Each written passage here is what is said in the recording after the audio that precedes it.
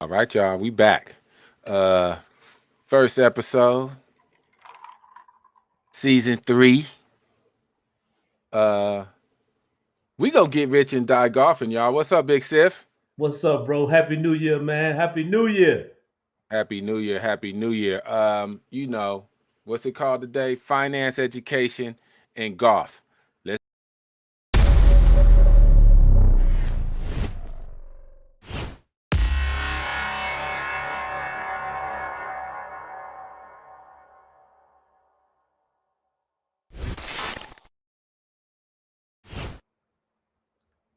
Boy, that was dope. all Boy, it right. scared the shit out of me. That's right. We going right in, right in, right in, right in, right in, right in. Because ain't nobody got no time to be waiting around for long, long soliloquies and intros. We're gonna get right to the show because we got a beautiful show today, and I know we got a few things we got to get off our chest. What you say? Dig it. Let's get it, baby. Let's get it. Let's go. Let's go. Let's go. Let's go. Let's go. Okay. Um, any quick news? How was the holidays? How's your family? How's everything? We ain't talk. Well, we talk all the time, but we ain't been Right. on air and we ain't talked to our peoples in a minute. Yeah, man. Hey, the thing is, man, the holidays was great. Okay. And phenomenal, man. Going into 2023 with a whole different mindset. I know we say that every year into a new year, but going in with a totally different mindset, man. Just trying to clear a lot of clutter out so I can focus and make some things happen. One of the huge things for us here in Salisbury, we got to see Jalen Walker, University of Georgia, freshman, win a national championship on the high Nice. level. How's the kid got a sack on his last play Come on, as a give it up. freshman, man. So that was a beautiful thing for us here in Salisbury, man. So 2023 is taking off in the right direction. I think so too. I think so too. Let's give that young man some air horns. And for sure, 2023 is taking off in a new direction, a great direction. Our show is taking off in a new direction, a great direction. Um, we're gonna reach people where they are.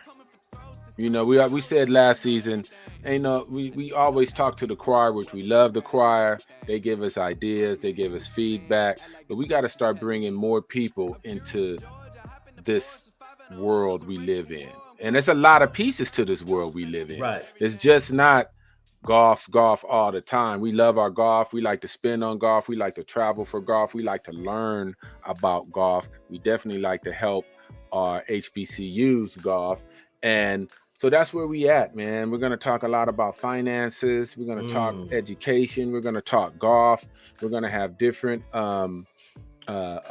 co-hosts come on and give us their expertise and their life's journey and what they're doing for the future to push the agenda forward, man. And like I said, we was talking in the green room earlier, we can't lead the people if you can't feed the people. I'm just saying. And people, you got to be able to feed the people if you want to lead the people. I know we T-shirt. buck That's a a fogey in t-shirt. today. Yeah, Yeah. that is a t-shirt. That's We a buck a t-shirt. fogey in today. Next Right. week we'll probably be on something else, but today we on the buck of fogey. We didn't even plan it, but we on the buck of fogey today. That's what's up. Another company, and I am happy to announce. I'm happy to announce that I made a promise that my wardrobe will be at least 60 to 75% minority owned golf attire, which I can honestly say I'm at about 65-70% golf attire. I still keep my Nike. I love my Nike too. Right. Luckily, I don't have to worry about Adidas no more. I just cut them out of my personal thing. People Right. do what they want. But yeah, so we're moving forward, man. We're moving forward. Good stuff, The man. co-host Trish, she's somewhere around, but she'll pop on soon. She's doing her thing. She's doing her thing. Let me tell you, we have Lindell. Education brings growth. I'm telling you, Absolutely. Yeah. education brings growth for sure. For sure, you don't know where you're going and know what you're doing if you don't have the background and the study to make that move happen. So that's where we're coming. That's where we're going. We got some great gentlemen on today. We're gonna start it off right for 2023 too, because these are some very interesting young men, and they making it happen. They're making it happen, Sif. Give us a little intro of our guys, and unless you got a few more things, what else is new? Is there something I'm missing? PGA Tour started. They in Palm Springs as we speak. They're gonna leave Palm Springs and head on up to Torrey Pines, where the APGA is gonna at Torrey Pines at the State Farm. I'll be there Saturday, walking around. One of my guys is and his family is big wigs up at State Farm, so I always go and sit in the State Farm tent, but I always make my way and walk on to the find the APGA guys and give them a heads up and give them some hugs and some love. So I'll be out there looking for them on Saturday, the 28th. Hey, did Buckley win the tournament? No. Oh, he did. He, at the last second, he did pulling for his caddy, man. That was dope. Yeah, man. No, the caddy was dope. Tricia had a hell of a story that she had posted about how they met, how they started working together, how they got comfortable with one another, and he started with them on the Corn Ferry Tour, and just matriculated onto the PGA Tour when he got his card. So great story. Opportunity happens when you see talent early, believe in talent early, and dedicate yourself to the talent early. Be loyal for the potential. Don't be trying to be loyal for the big payday already there. The bags is already sitting there. It's easy to grab the bags if they sitting there. How about helping them get that bag, so when it's time for your bag, it ain't even a question if you deserve the bag or not. You was helping them before the bag. That's right. Exactly. So yeah, man, it's gonna be a great new year, 2023. Golf, finance, education, it's all popping. Let's talk about our guests, Big Sif. Yeah, just the brief intro, man, because I don't want to ruin it for everyone else. I want them to tell a little bit about themselves. But you got James Allison out of the Winston-Salem area, Greensboro area, man. It's a pioneer of the game. He's introducing young people to the game because he wants to cultivate that talent, not only from a physical standpoint, but from a social standpoint. We sat down the other day and we talked about there were so many things that these kids can do in the game of golf, and not having to play the game of golf. And we've talked about that as well on the show too, Manny. Then you also have two great guys that I looked up to as a young person. You know how you go to the basketball course and these guys bring you in under their wing. Those are those two guys. You got Darryl Fox and Kenneth L. Muhammad. Both of them are brothers, man. Their mom was a pioneer in the community. She was a pillar in the community. She was like the big mom of the community. And it's not by mistake that they're doing their thing in the business realm. Both have been abroad. Darryl's a veteran, man, so he's been every country that you can name. They spent most of their time in Dubai, next to the Sheikh, man. You know what I mean? You sitting next to the Sheikh. The Sheikh is telling you, man, I need you to go help me do this, that, and the third. So these guys are phenomenal. We got a golf piece today. We've got a business piece today. We've got an entrepreneur piece today. And so that's why we want 2023, man, to be explosive, man. So without further ado, bring them out. Damn, feeling like that. All right, we getting y'all together. Y'all need to be on the big guys. Let's see if I know how to do what I'm doing. The guest needs to be bigger. Let's see what we can do. There we go. There go my guys. Let's give them. I'm gonna give them up one more time. They're gonna get some air horns. Give us some air horns. And that's the piece we just talked about that Sif said.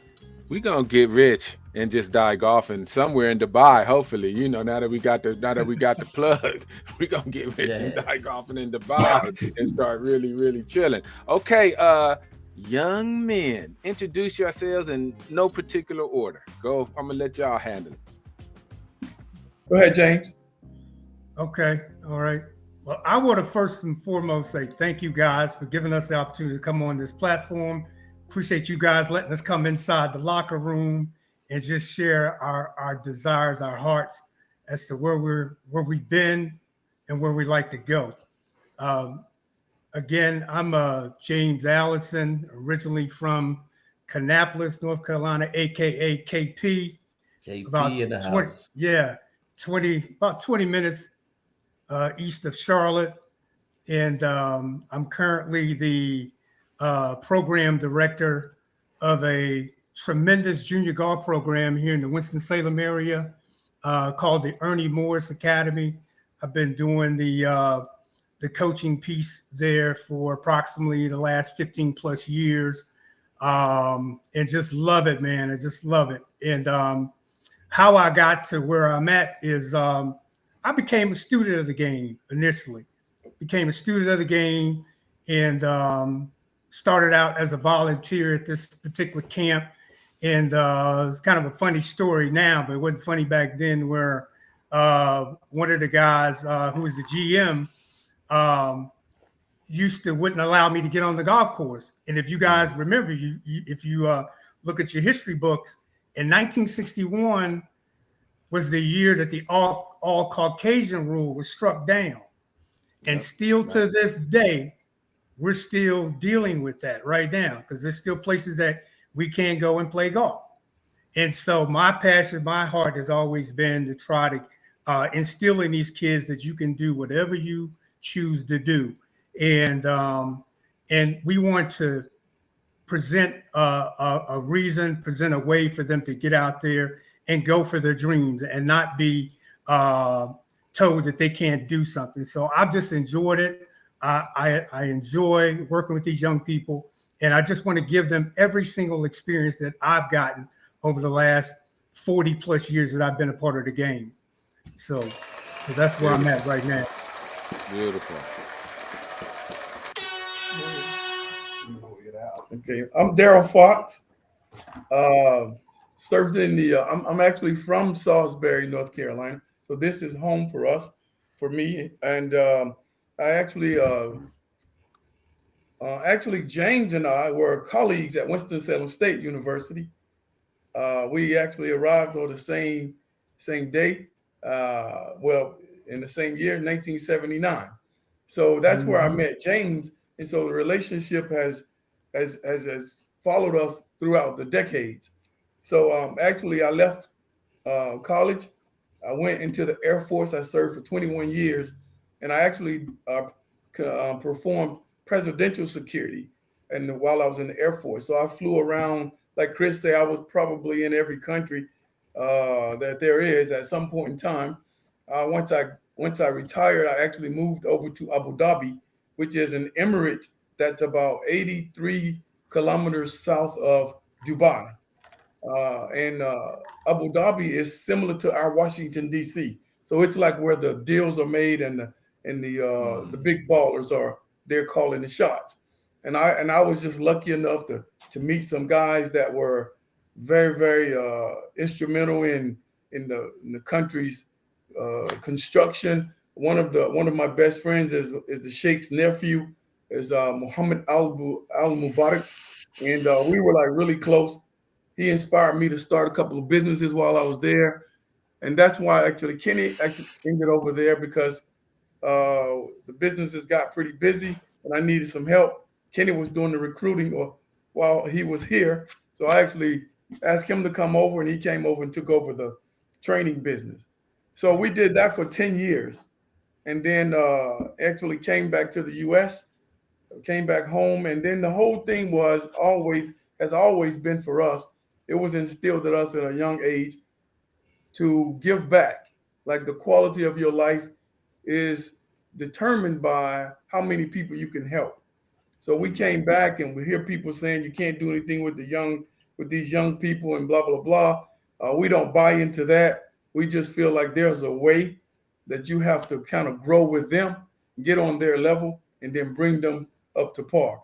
So to date, we have created a financial services business. Muhammad here to my right actually petitioned the state and started a institution. I'll let him talk about it for the children to be properly educated. We also have a 24-hour daycare service and a behavioral health service business, and it's all located here on the same campus.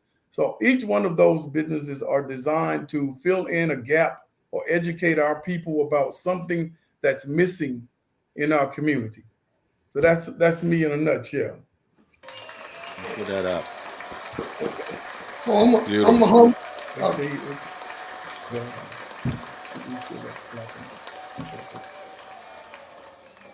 I have to put you on the time. Okay, so I'm Kenneth Muhammad. I'm from North Carolina, and I'm the 7th child out of 11 children, which has helped to shape my thinking.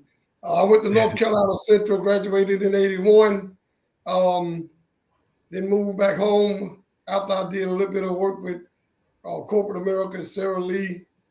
Got into these diversity conversations. Sarah Lee was one of the first companies to start pushing diversity in the United States. The last 20 or so years, I've actually been basically honoring tradition, honoring history, but not restricting or constraining myself to history or tradition, because the time mandate now that we create new opportunities and new models for family. The family model is broken in terms of the Black community. Parenting, that requires a new model because our children are so different from the way we grew up. And business, business is the activity of life. And so what I'm about and we're about now is creating models in those different areas. From golf, I played golf for the first time last year. I was out there about 15 seconds. but I hit the ball on the first swing, and it went over there.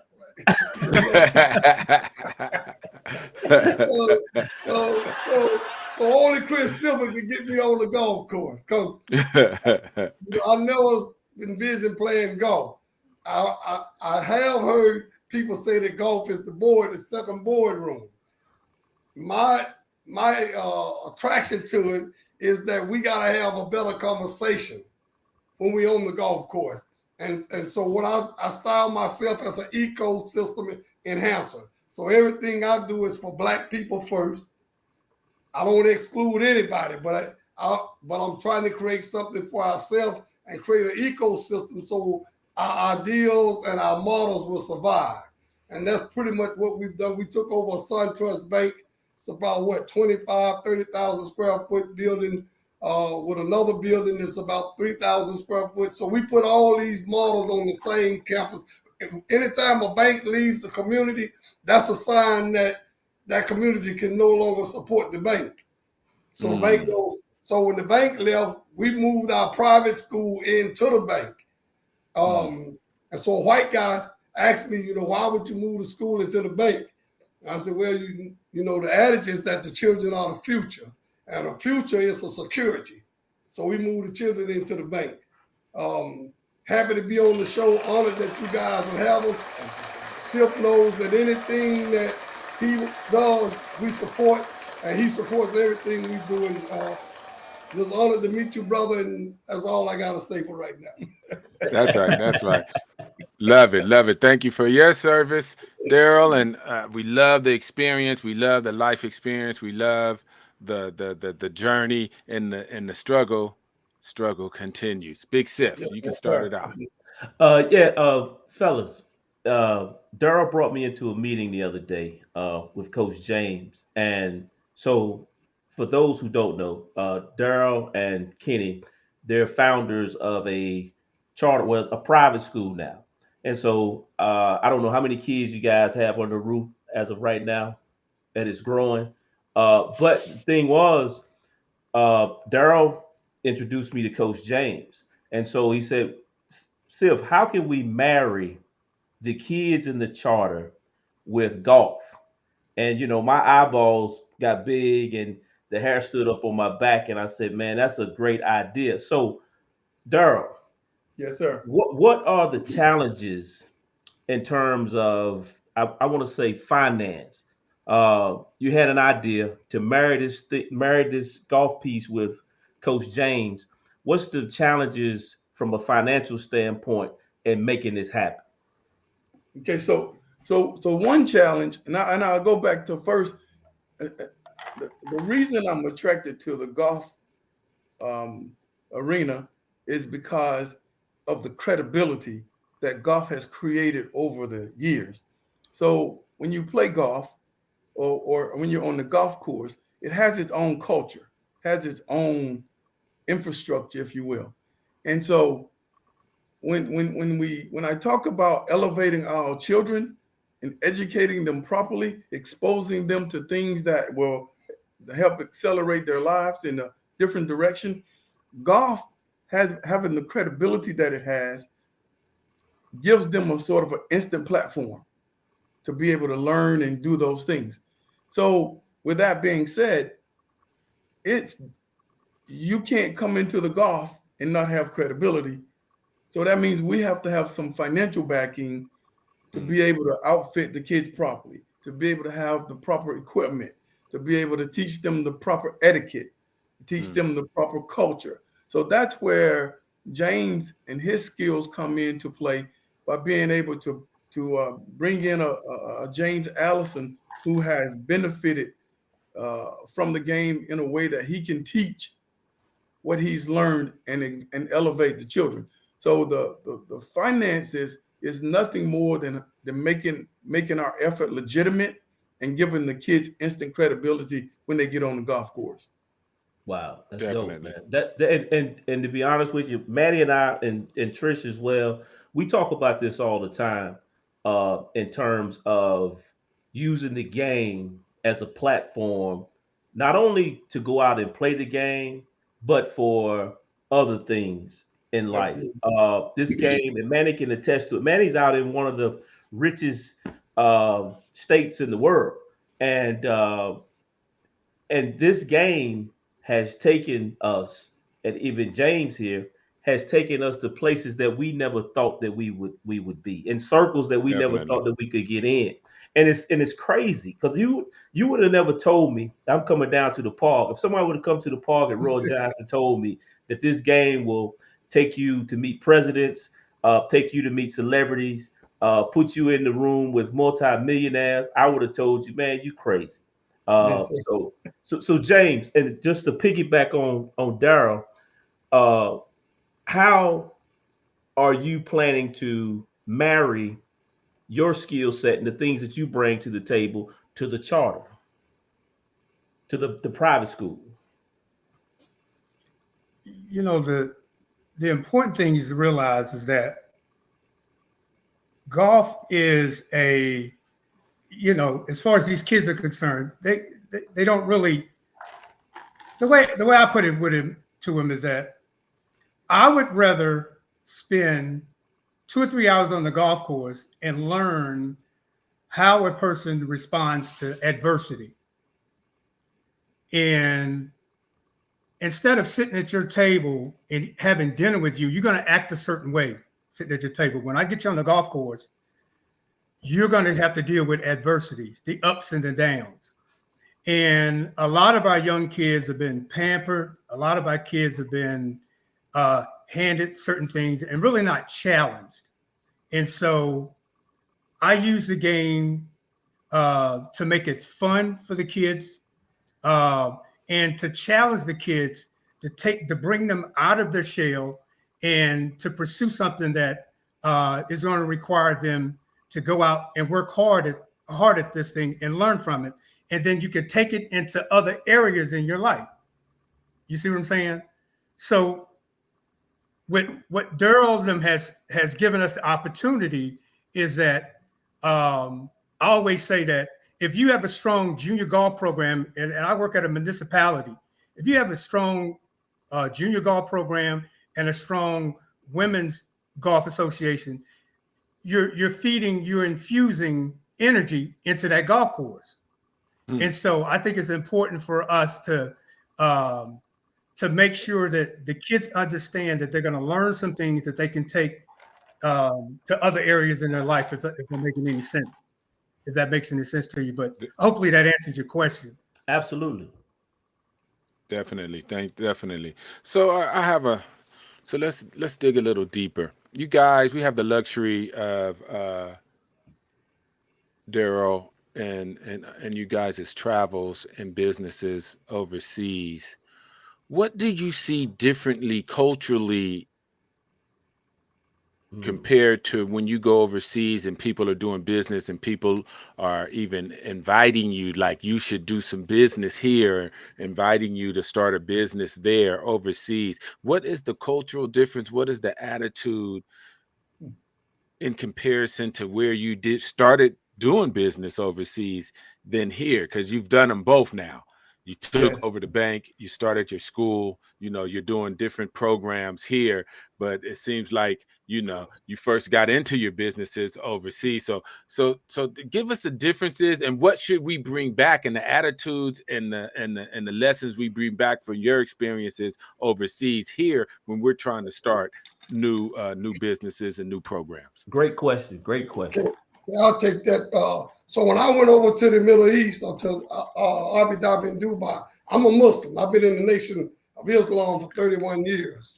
When I went over, after about 3 months, I think I told Sif, I told Daryl that my experience was like the ladder of Jacob, Jacob's ladder, where there was angels ascending and descending. So I was recruiting Black Americans to come over and be subject matter experts in Abu Dhabi, and we had a contract with the police department, which was the largest police budget in the world.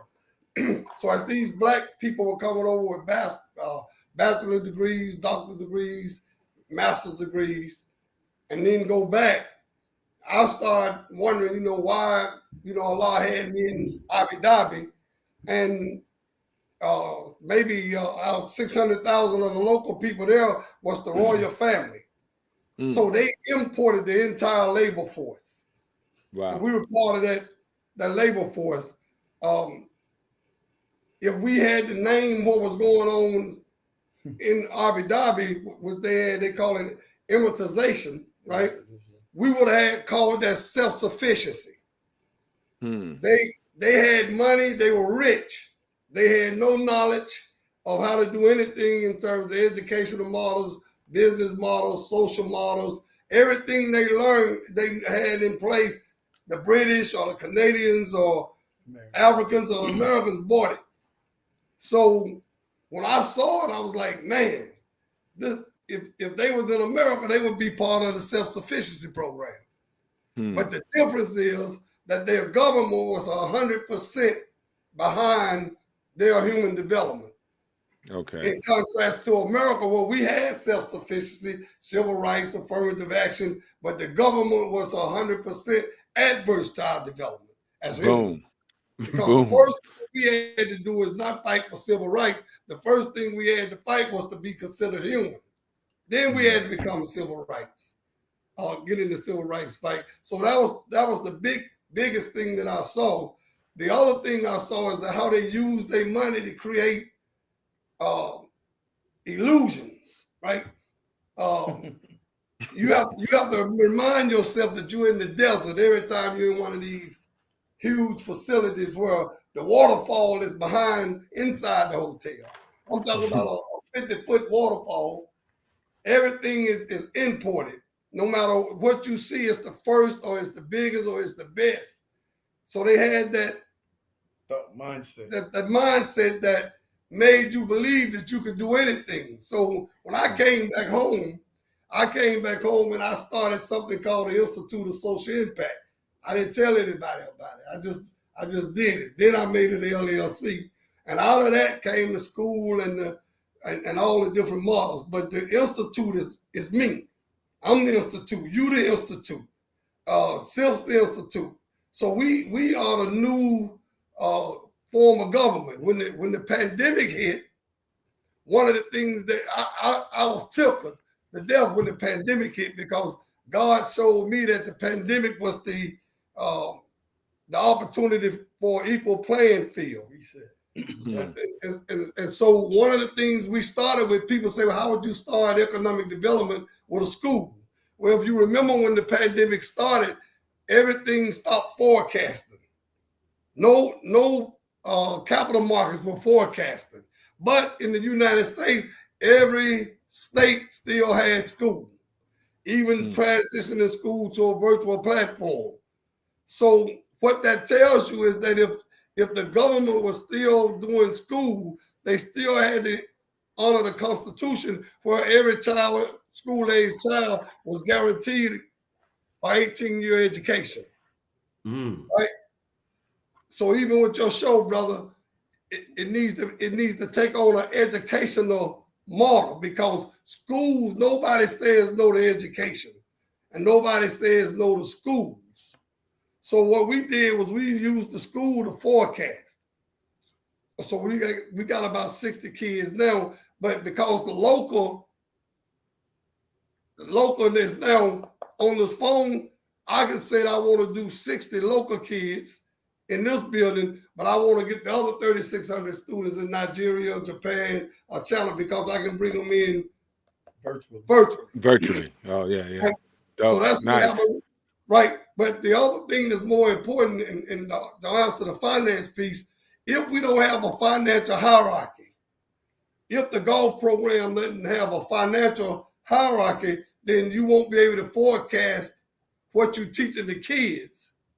And you won't be able to do that on a global basis. Because when you put a dollar amount or a dollar value to what you're teaching these kids on the golf course, then what you're tapping into is something called social capital. And now you can have that conversation on the golf course with Josh and the white guys about financial inclusion and diversity. Because the trust funds that they were, and the white wealth was trapped in the pandemic. All the wealth of the white community was stock, certificate, and bonds, right?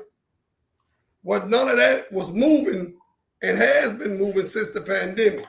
So what they need now is social capital, or something they call social premium good causes, so that they can help their grandfathers and uncles and aunts who are in retirement, living in the mansion but can't get their welfare check from Edward Jones because they don't have an emergency. That makes sense? Mm-hmm. Yeah. So what we can do is we can get the funding for the golf program if we bring it up under the guise of social capital. Because from a literature or a research perspective, lived experience, and you keep referring to our journey. Now the new literature is our lived experiences, but we have to be able to tell our experiences. They call it content, right? You have to be able to digitize your content and own your content, and that becomes now empirical evidence, because the school system and the government prove that they can't. Number one, the school system proved they can't educate our children or theirs, and the government has proved that in a time of economic and financial disaster, it is unable to protect the households in the country. So what had to happen in our community, specifically our thing, is I basically wanted to become the government, because if there's nobody forecasting, then there's no government. Does that make sense? Mm-hmm. So we set up a school so that we can, number one, not only take care of that child, but we can take care of the needs of that family that supports that child. And in that becomes industry. So we look small and humble, but Dion did the same thing when he went to Jackson State. He created industry. He created industry, and he controlled the narrative. Or Coach Prime, right? So he created that character, and then he controlled the narrative. And he takes his team everywhere he goes, and he documents and records and makes sure that that narrative never gets out of his control, because he is now the new empirical evidence that you can go to a Colorado State and create that transformation. And that's what we can do with this golf program. And I think just to piggyback off of that, just to piggyback a little bit off of that, I mean, it's an incredible thing that catching these kids at a much early age. Yes, sir. At a much early age gives us opportunity to really instill in them at a much early age. So as they grow with that financial piece and that financial piece is in place, they have the opportunity to grow much sooner. I so much envy these kids because they are being exposed to something that I saw later in life. Right. But if we catch them at an early stage, it's going to be more powerful, and it's going to be more lasting to see a kid at junior high to senior high school level, to where, like some of your other guests and some of your previous podcasts we talk about, they were trying to catch the kids when they got 18, 19, college age. But I'm saying that taking these kids at a much earlier age is really what's going to give us more traction. Exactly. And that's why I'm so excited about catching them at that point in their lives. Yeah, Definitely. it's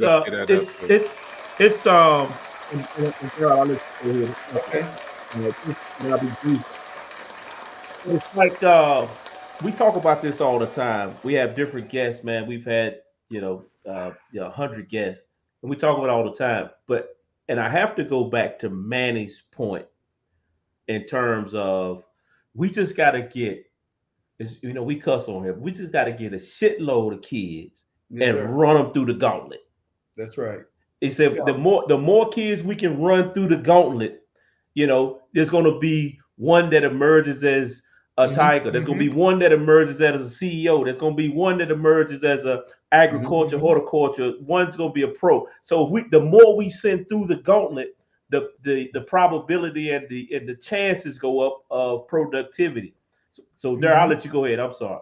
Okay. So yeah, I just wanted to say it was a couple of really Kenny kind of gave you sort of the 35,000 foot view, the more technical answer for what we did in Abu Dhabi and Dubai. And I'll give you sort of the ground floor basement sort of a point of view. Number one, when I went there, I saw a lot of Americans in general losing opportunities. I think the first couple of contracts that I was on, and I was training the Sheikh's Imperial Guard. So the first couple of contracts that I was on, they were canceled simply because the supervisors would not pay attention, would take time to learn the culture in the Middle East. So in the Middle East, you can mess up a business deal simply by not or showing up at a business meeting and saying, let's get down to business. That is not part of the culture. It is not embraced. In fact, it's frowned upon. And they simply say, in the first couple of business meetings, they'll say, let's take the hump off the camel's back, meaning let's get to know each other. Let's create a relationship. Relationships. Let me understand more about your family and where you come from. And then let me show you who I am and where I come from and what my family is about. So you may or may not even talk about the actual business until maybe the third or the fourth meeting. But that's a good thing, right? Because if you have those subsequent meetings, that means you're actually making a lot of progress. The business is really simple, right? So that was the first thing that I learned, is by watching other people make mistakes. So I simply learned the culture. I learned what to do and what not to do, what to say, what not to say. And it really just boils down to the simple thing that our parents taught us. If you go to another person's house, you do what? You show them respect. Exactly. And that's all it was when it was, if you peel the onion back, that's all it was. It was just respect.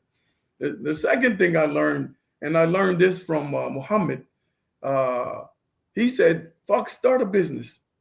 And I told him, like, man, it's difficult to start a business here, right?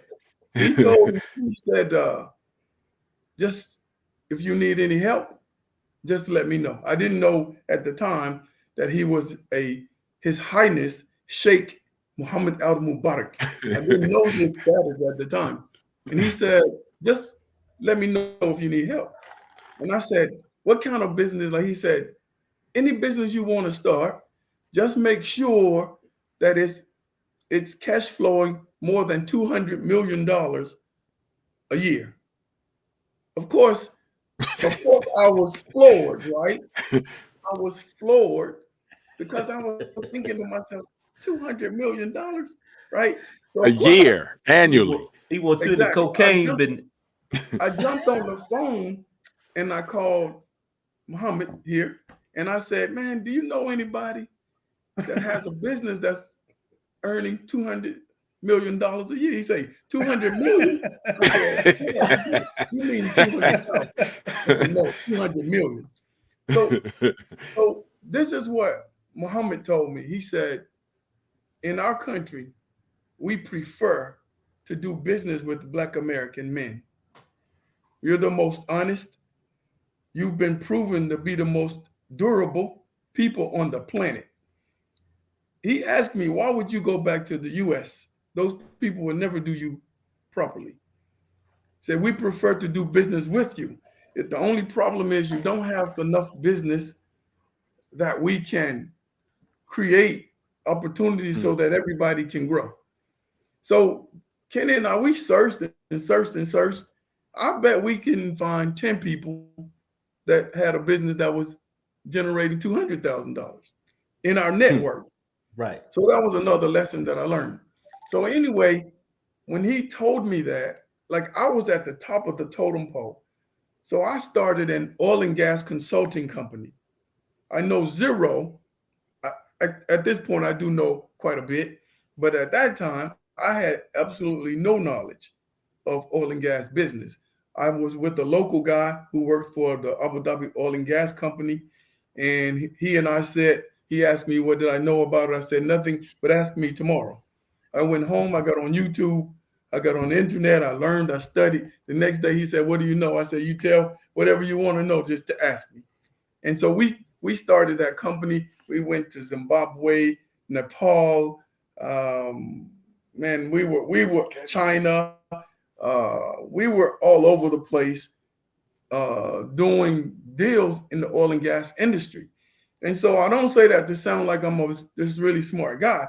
Actually, it's the other way around. I didn't know much about anything. It's just that we were in favor, like they favored us. And so I asked myself when I first got there, because there was no racism. There was nothing holding me back, at least in my mind, right? And so I asked myself, what would I do if I was ever in a situation and there was nothing holding me back from doing or being what I want to be or do? And I was in that situation. So I just took the bulls by the horn. I learned as much as I could. Kenny and I was in meetings. I think the last meeting we were in was like a $36 billion meeting where we were supposed to be putting a energy to waste system in place in Egypt. Right? We had, like, and they were saying, we want you guys to take the lead on the meeting. We were flying guys over from the US, subject matter experts, to tell us about equipment and the project and the scope and put everything together. And we were sitting there going, man, are you kidding me? Like, we're sitting here doing things in a foreign country that we would never even get able to be in a conversation in the United States. Boom. And how we do it is simple. We just show respect to people in their own home. That was it. Hey, I'm gonna tell you what, That's man. A beautiful story. Beautiful story. Hey, when they were in the when they were doing the when I found out they were doing the oil. Yes. So the thing was, they said, man, we got access to is it crude? Yes, sir. Crude oil. Crude oil. They said we just gotta find somebody stateside to refine it. Yes.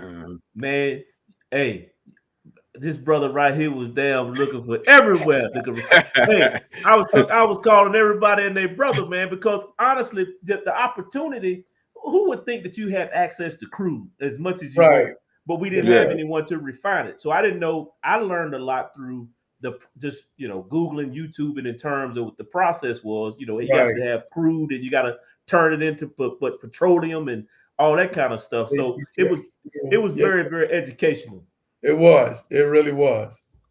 Yeah. And that's what we're trying to do on this platform too, and I'm so glad you guys came on and just shared like a little bit of your story, because we're gonna have to have you on again, because the journeys you've taken and the knowledge is just, like you were saying before, and Coach James, catching them young and indoctrinating them in, because we are not financially growing up, like for at least my generation or my parents. right. They hid finances, they hid the family business, right? Yeah. But then some of my Latino friends, they knew all the business because their moms and dads couldn't speak English, so they 8 years old at the bank handling bank business, translating for mom, you know what I mean? Yes, Where sir. our family would hide the business. And That's so we right. got to become just really financially literate, so it's not even a big issue. I mean, I love that you two guys are talking about 36 billion like it's a 36 dollar Yeah. Big Mac. You Right. know, because that's what you guys are accustomed to. You know what I mean? I know it Right. took you back in the beginning, but when you're sitting in meetings, 200, 300, 400 million-dollar meetings, in Right. entertainment, I was sitting in like 1, 2, 3, $5 million meetings, and run budgets of $5 million in entertainment. And I thought that was like huge, and my friends would look at me like I'm looking at y'all, like, for real, like that's just how it is, Right. and you got Right. to be responsible for it, and it's real. But you can do anything Yes, Right. sir. if it's laid out and you do the study and you do the That's right. research. So I'm just glad you guys came on, and we're gonna have to have you on again. Anytime. Let's continue the conversation a little Uh, bit. uh, Sif, I know you got a question. yeah. This is a twofold question for both parties. So it's a question for Coach James, and then it's a question for the Fox brothers. So Coach James, I'll give you the question. I'll give you the first question. I'll pose both questions. The brothers can ponder on thought for a response. So Coach James, with the golf program, uh, married to the SE private school, how will Yeah. it be structured? And while you think of that, the Fox brothers, you guys are, it's only a couple of ways to acquire generational wealth. That's being Mhm. a homeowner and insurance. Yes, And you sir. guys are in the insurance business. And so I want you to give us a overview of Mm. what insurance will do, how it works, how it Yes, sir. creates generational wealth. But Coach James, you're on. Let me just pick back real quickly what Fox, because Fox has shared pieces of that story with me at a holiday party that I saw him in. And when he said the 36 billion, it kind of floored me. I was like, I went home that night and I got the wine bottle out, I got the cigar out, and I pondered on that story he was telling me.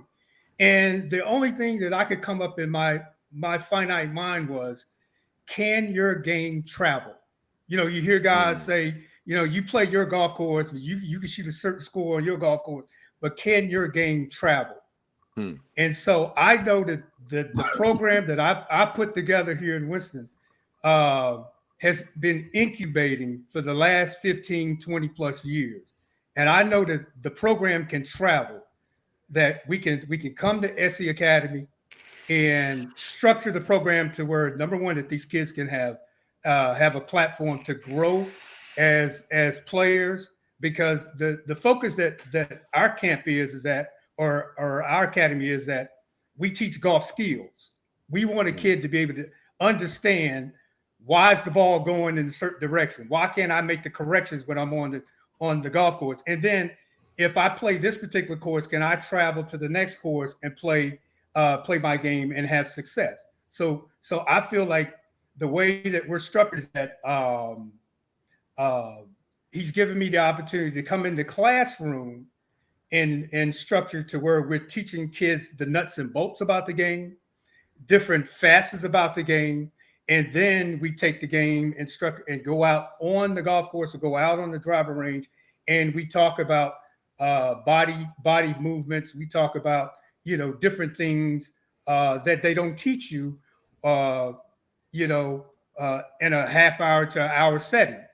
You know, so so it's basically structured in the classroom first and foremost, is the classroom piece, and then we the way my camp is very interactive. I guess it'll have to, we'll have to get back on the next call. I could explain how the camp is run, but it's a fun 5 weeks where the kids are, we have a point system set up to where we're trying to choose a player of the year. We're trying to choose a female player of the year, male player of the year, and we're trying to choose 24 kids out of the camp that's playing on the Ryder Cup.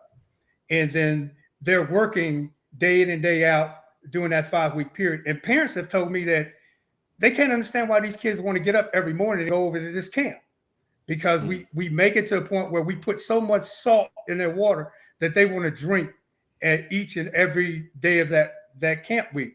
And we feel like we could take those things that we've learned from our camp, from our incubation, and take it over to SE Academy and really challenge the kids to learn the game of golf, just not play the game, but learn the game of golf. So hopefully that kind of answers your question. No, I did. I thought it was the time that we met. I thought it was a great meeting that we had, but I thought it was also great that we spoke about integrating the instruction, and the content in the curriculum. Yes, you know, sir. Absolutely. so that's very, very important. So it's almost like cross curriculum, cross training, where you may have a kid that's in what would he say? Was it reading? What does he call it? What class did we say? Well, you can say reading or spelling for that matter. We were talking about physical education. Right, physical education, but then also we talked about the reading comprehensive class, so you can integrate some of those terms in those classes where those kids, then it'll be a part of their composition. Absolutely, learning about the rules of golf, the structure of the game, and so forth and so on. Yeah, right. So yeah, I just think it was a beautiful game, a beautiful thing of how you intertwine that and brought that curriculum to the table as well. And so now for Daryl and Kenny, because as Manny said, going into 2023, we were going to talk about finance. That's one of the things that we want to make sure that we're on top of. In order to create generational wealth, you have to be, one, a homeowner or insurance. And the thing is just being around you guys and some of the guys that I'm with, I had no idea how valuable insurance was to creating generational wealth. I had no idea that cash values are attached to insurance policies where people could borrow money when that policy matured to start a business, tax free, all that. So could you guys go into that piece of it? Yes, sir. So for our people, on a general basis, for our people, when we think about insurance, we've only ever been exposed to the death benefit. That means if you die, then you have a beneficiary that has to step up to bury you, to manage your finances and all of your final wishes. And that's the extent of what we learned about insurance, life insurance. Well, we got into this business, and again, we did a lot of research. We did a lot of meetings, executive sessions where we sat and we discussed how this life insurance benefited people before us, hundreds of years before us. So this is the short version of that story. Hundreds of years ago, people bought life insurance policies that had a rider that created cash value. So, for example, if Manny bought a life insurance policy, and let's say he paid $200 a month, a portion of that $200 goes to pay his insurance premium for the insurance. And let's say he's got $500,000 worth of coverage. And the other portion of that money, three quarters of that, is being invested by the insurance company, where the banks invest their money. So when you put your money in the Banks of America or a bank, those banks take your money and they invest it with the insurance companies. And as of probably hundreds of years, the insurance companies are the only companies that have never not had to pay dividends.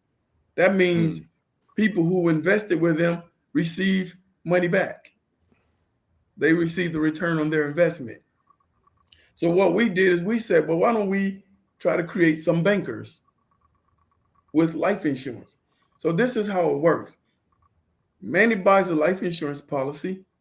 It's called an universal life, an index universal life policy. Index means that you have a ceiling and a floor. The ceiling means you might only get 9% interest on your money. But the floor means that you can never go below zero. So let's say Manny put in $100,000. So no losses. You share in the gains, never the losses. So you put in $100,000, the stock market crashes, Manny's still at $100,000. Once the stock market comes back, then Manny starts at $100,000 and his money starts accruing interest at $100,000. So that's why Warren Buffett said the key to being successful in growing your money is to never lose. When you lose, you got to start all over again. So index, if you put it in a universal life policy, then you have no floor. The stock market crashes, you lose all your money. But index means you can't lose, but you can gain. And so you put your money there, and over, let's say, a period, the money gains interest one or two ways. Either by time. So let's say we do it for a young kid, a baby at 14 days old, and that baby has that money, we're paying $100 per month up until he's 40, 50 years old. That policy is worth around $12 million by the time he's 60 years old. If you don't have time, and Manny say he's 54, then that means you have to use money. So Manny has to put in $500,000. Now that $500,000 is enough to accumulate cash value and interest, grow interest until he's 65 or 75. And then he's able to have enough money to retire. So people hundreds of years ago said, I want to have $20,000 in retirement. So the insurance, the index universal life policy or whole life insurance policy was structured so that they knew how much to put in and how much it was going to grow based on the 10 to 20 year history of interest growing. And then they projected, as Kenny was saying, they were able to project in 60 years old that this person will have $20,000 for the rest of his life until he's 120 years old or until he's dead. Now, remember, Manny had $500,000 life insurance coverage. So now Manny dies and his beneficiary gets $500,000 to manage his estate, to manage his final wishes. $500,000, his kids now can take that money because now you just pass down wealth and they do the same thing that Manny did. So we launched a project in October, past October, called the $1 Million Baby. And I want you guys to really think about how, if you were a kid, like some of the things that our young men and women are getting into now, if your life was looking like this. So at 14 days old, you can take out an index universal life policy on a child. It's called a $1 Million Baby policy. From 1 years old to 5 years old, you pay $100 a month. From 6 years old to 10 years old, you pay $150 per month. From 11 years old to 15 years old, you pay $200 per month. At 15 years old, you've paid into that policy $27,000 total. But the policy is now paid up. At 16 years old, you can take out $20,000 and go buy that kid his first vehicle. At 18 years old, you can pull out $12,000 per year for 4 years to pay for college tuition. At 25 years old, you can pull out $25,000 for a down payment on his first house. So you see, now we've already changed the landscape of that family forever, just at Ever. 20. Damn, Right? but and I need you to come back. Yes, sir. And we just gonna focus just on that. That's too much game for Yes, sir. for a drive-by. You giving a drive-by knowledge. I can't do the drive-by knowledge. I need a got full you, man. hour of the Yes, sir. knowledge because you're gonna help probably 1,000 Oh, to no a doubt, million man. people with this game. So you And know because what it I is? never knew. I knew whole life, but not Yes, to sir. that extent. To not Yes, sir. only because my peoples was into insurance, but they were so scared Yes, of sir. what would happen. Yes, But they sir. was smart enough to do whole, but I don't Yes. think they even knew about the index. You know, it was that Yes, sir. last little piece is Yes, the sir. piece that'll keep you moving no Yes, matter right. what. Because That's you right. know, and I hate to just interject, but I gotta interject. We always sir. look around and be like, how are these people still they're not doing anything special? They're working these crazy jobs, but they just have money. And they Yes, sir. never tell you like the money's working for them that was That's passed down right. from grandpa, Right. and they were That's smart enough never to touch it, only take their share that was That's right. designated to them on this protocol. They That's never right. dipped They into were- the base. They only That's took what right. was the protocol, but that small little protocol, like you were saying, that scheduled A, they was Yes, getting sir. scheduled A payments, 12 here, 25 in the 5, 40 down the road. They just took that, and you be like, but you work at a video renting store. Why do you Right, how? right. How? Yeah, Because they right. was At an taking them early schedule A payments and That's not right. saying nothing. So That's we right. need you And back they- just on that. Yes, Just sir. on that. And the piggyback on that, Manny, when you take that money, it's tax free, as you said. Come on, man. Stop it. Anytime You're giving them too much. You're anytime giving you them too put much. your And the name crucial in thing, whole even the life crucial thing insurance about that policy, is how he started at much early age, though. They Yes, started sir. so early. Yes, Right. sir. They Do caught you it know early. on that scenario that I gave you, when that person reaches 65 years old, now they have over $1 million worth of coverage on their life. That's the death benefit, over $1 million. That person receives at 65 over $300,000 per year until he's 120 years old or until his death.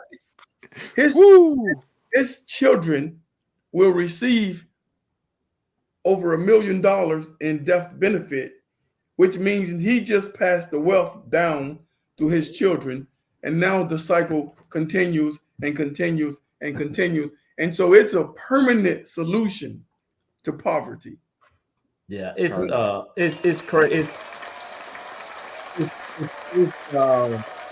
It's sad that Yeah. little Benson used to come around every month and asking you for that premium, and that will put you on game. And the thing is, man, like I said, I've been around these guys all my life, and so we definitely got to have them back on so that Brother Kenneth can talk about irrevocable trust. Yes, So sir. you got an irrevocable trust. Now all of a sudden, nobody can touch you. That's what the Kennedys. That's what the Kennedys hung their hats on. Everybody. I was crazy. lucky enough to have an irrevocable trust with my mom and dad, but only because my ex-girlfriend was a family lawyer. We didn't know nothing. So then I took that knowledge and took it back to the house. I was like, look, this is what we got to do. And we passed hundreds of thousands on tax-free that cannot be touched. And a lot of people don't understand that. A lot of people don't understand the difference between wills, trust, irrevocable trust, how you set it up. It's pennies on the dollar if you do it right, or you could go pay a lot of money, whatever you need to do. It's up to a certain point. It's you're not going to probate court giving away 60% of your inheritance. You're not doing that. That's why. You're just going to the bank and getting your issue tax free. But that's why they never could touch OJ's money, because OJ had an irrevocable trust. You couldn't touch it. Yeah. That's And then right. if he put those retirement payments in that irrevocable trust, no one can touch it. You can send me to jail 1,000 times, but guess what? That money coming every month, and you can sue me, but you can't sue the trust. You can only sue me. That's right. Well, you know, a lot of people don't understand it, but our insurance policy is a simple trust. That boom. Yeah. That's too much game right now. We're gonna have to dig deep into that. That's a lot of and that's what we doing for 2023, Seth, Coach, the Fox Brothers. This is that simple 15-minute quick, and that was a quick 15-minute explanation, but that could change generational wealth for everybody who listened. Because people don't even understand when grandpa or dad passes and leaves that $1 million, the kids are supposed to immediately go out and buy insurance policy for the grandkids and themselves. They're not supposed to go out and spend that money. They're supposed to dump that money back into the same thing that just got them paid. That's right. Yeah. Boom. That's right. So just like Kenny mentioned before, it's now not creating, because we're not creating anything, but we're putting another model in front of our families. And so, for the ones that didn't get it when we were younger, now we're representing that model and saying, listen, this is how you change your family's legacy forever. Beautiful, beautiful conversation, folks. We just like to keep it at an hour. But I think we're going to have y'all on several times when y'all had the time, because we're going to talk about how that school is going. We're going to talk about how Coach James's programs is intertwined with the school and how he's affecting all these young kids. And, and that is why we changed a little bit of direction on our podcast this year, because it takes the circle. The golf piece is important. The financial piece is important. The community is important. Investment and participation is important, and we need to talk about all sides on that. Sif, I'm gonna give you the last questions, and then I guess I had the last words before we get on out of here. Hey guys, man, I really, really appreciate you guys coming on. You guys were the first for 2023, which will probably be the most viewed one coming out the blocks. Coach James, when I sat down with you, first time I ever met you, beautiful spirit. You already knew what you're gonna do. Real recognize real. Daryl, man, you and Kenny are like big brothers that I've always had, man. Much respect. Yes, sir. It's a bless. It's totally a blessing, man, to have people come on and give game that we weren't privy to. So you guys are not holding it and hiding it. No, See, sir. people in our community that knew some game back in the day, but didn't want to give it up because they wanted to be the only Negro. You know what I mean? But you guys are giving the game, and like I said, this will be viewed by hundreds of thousands of people, man. So hopefully someone will the light bulbs will go off. And Manny, he'll get your information and he'll put it out there in terms of like your email address, your financial platform where we can send money and things of that nature. He does well with that, man. So once again, man, I really appreciate you guys, man, and we will have you back. All right, definitely. Thank you. Feel honored, brothers. Thank you all. Thank you all. There was so many different pieces to you guys' journey, from Coach to the Foxes. We can't encompass it in one show. So definitely we you on that Japanese Japanese whiskey, that Japanese scotch, that single malt. I love it. fellas. Before we cut off though, but let me publicly thank Fox. Let me publicly thank Muhammad for those two guys, man. It's incredible. This is not by mistake. It's not by coincidence. I think God really brought this piece together. I want to thank Seth for bringing us on, and it's great meeting you, Manny. I'm looking forward to a great relationship and continued success for the show, brother. Continued success. Yes, sir. Awesome show. Hey, man, and the thing is, Manny is humble. Manny's a humble dude. Yes, sir. But Manny runs LA. I'm telling you, he I runs don't run LA. LA. Anytime, hey, trust me, Randy. Hey, so if you in LA, all you got to do is say Manny. You know, Snoop and them are gonna be like, hey, that's my man. I mean, you know, he got it like that out there, man. I'm just scared to go out there and wear the wrong color and get a 1/8 stab up my ass. Well, again, thank you guys, man, and definitely we're gonna keep the circle. We're gonna keep the circle connected because that's how we do it. Like you say, Sif done gain knowledge from you guys, Fox and Muhammad. And I'm gonna try to gain some knowledge, and we're gonna try to pass these on to those that are listening, because that's the only way it's gonna get better. We getting older, we can't be here forever. These young people need to understand the game. We can lead them, but we gotta feed them, and we gonna get rich. We gonna get rich and die golfing. And on that note, we over our hour, and we about to head on out. Thanks a million, guys, for tuning in. First show of 2023. We'll be back next Wednesday. Thank you, man. Thank you, guys. Chris, thank you, brother. Yes, sir. Yes.